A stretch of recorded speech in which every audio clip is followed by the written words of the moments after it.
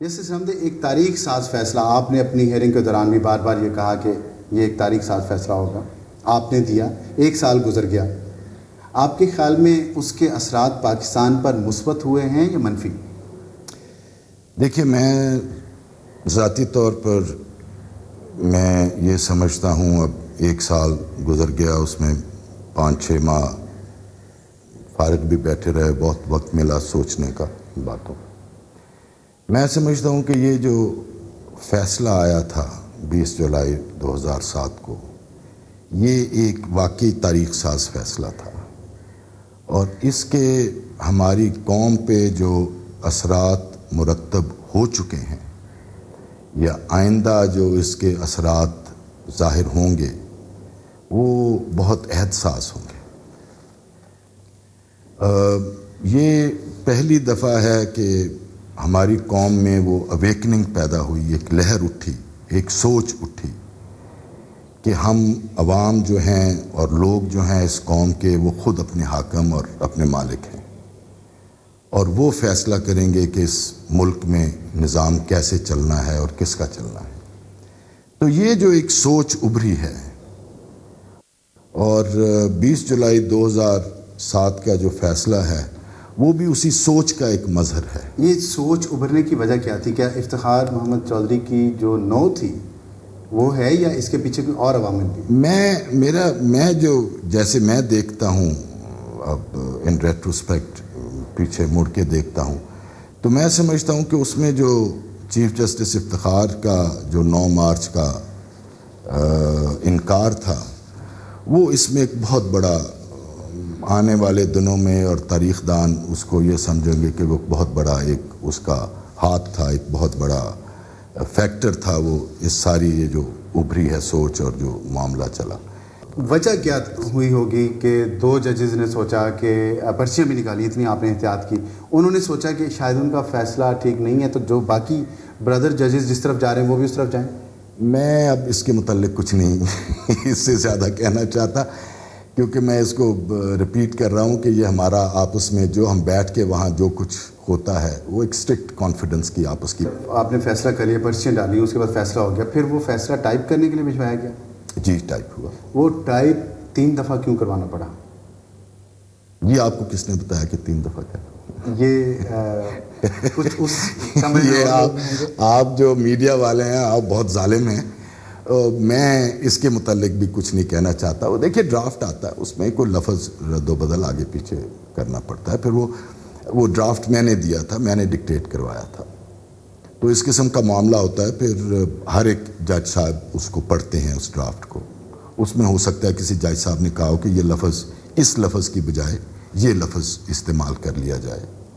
وہ لفظ بتا سکتے ہیں؟ نہیں، میں اس وقت تو میں نہیں بتا سکتا. اور دوسری بات میں نے کہی کہ وہ سارا معاملہ، یہ دیکھیے، میں اس پہ میں اصرار کروں گا کہ وہ جو ہمارا آپس میں اندر بیٹھ کے معاملہ ہوتا ہے وہ اسٹرکٹلی کانفیڈنٹ. ٹھیک، اس پہ نہیں ہم چاہتے. صرف یہ سوال یہ ہے کہ جب دوبارہ ٹائپ کروایا ہوا فیصلہ، 3ری دفعہ ہوا، اس میں آپ بردر ججز کی وجہ سے ہی سارا کچھ ہو رہا تھا یا کوئی باہر سے پیغام آ رہا تھا؟ نہیں، دیکھیے، میں یہ بات میں آپ کو حتمی طور پہ بتا سکتا ہوں کہ جب ہم عدالت سے اٹھ کے گئے ہیں، میری اطلاع کی حد تک کوئی ایسی بات نہیں ہوئی. 20 جولائی سے پہلے آپ کے ساتھ بہت رابطے ہوتے رہے ہیں، اور صدارتی کیمپ کی طرف سے آپ کو یہ کہا گیا کہ آپ جس طرف جائیں گے اکثریت بھی اسی طرف جائے گی. کیا یہ بات ٹھیک ہے؟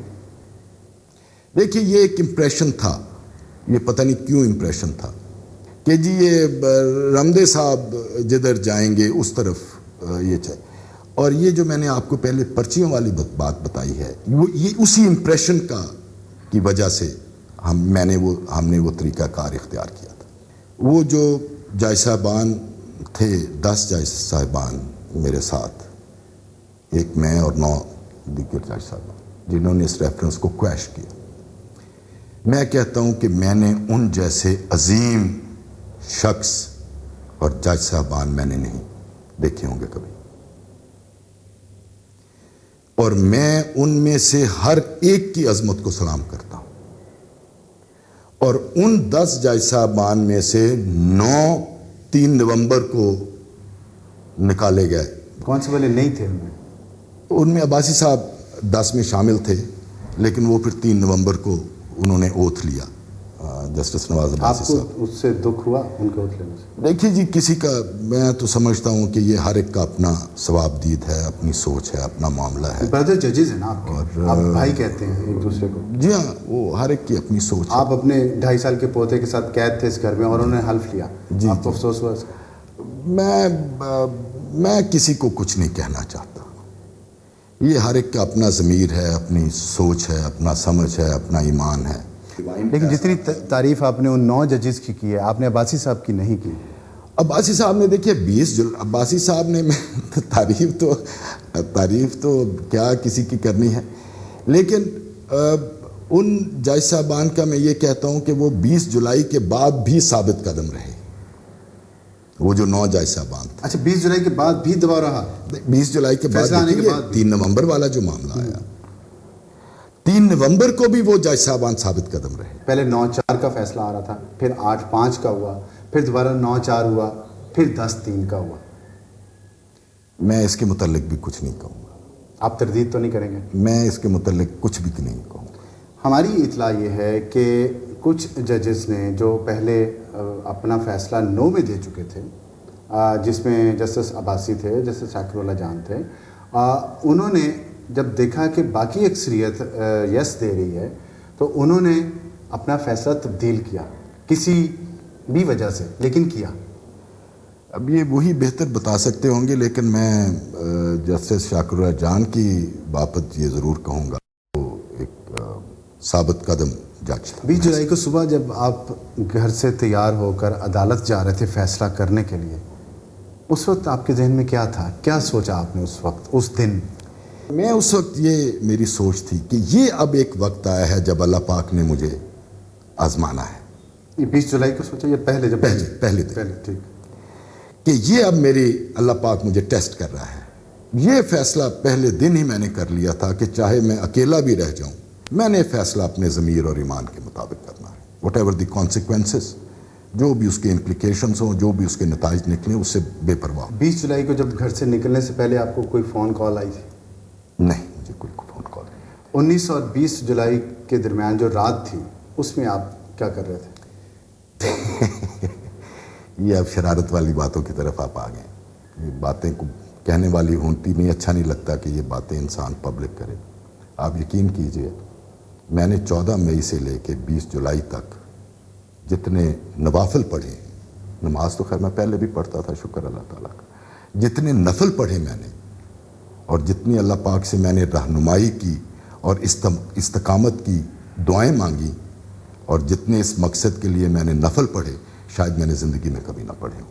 19 جولائی کو جب آپ کو یہ آفر آئی کہ 1 ارب روپیہ اور آپ کا بیٹا وفاقی وزیر ہوگا اگر فیصلہ ایوان صدر کے حق میں آئے، دیکھیے میں اس کے متعلق کچھ نہیں کہنا چاہتا۔ دیکھیے بات یہ ہے، اب میں نے صدر صاحب کا ایک بیان پڑھا تھا، صدر مشرف کا،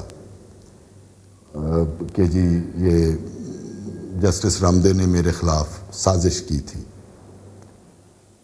نواز شریف کے ساتھ مل کے۔ چونکہ یہ بات نکل آئی ہے تو میں اس کو وضاحت کرنا چاہتا ہوں، میرا نواز شریف سے ذاتی تعلق ہے، اور یہ ساری دنیا کو پتہ ہے، یہ کوئی خفیہ یا پوشیدہ نہیں ہے۔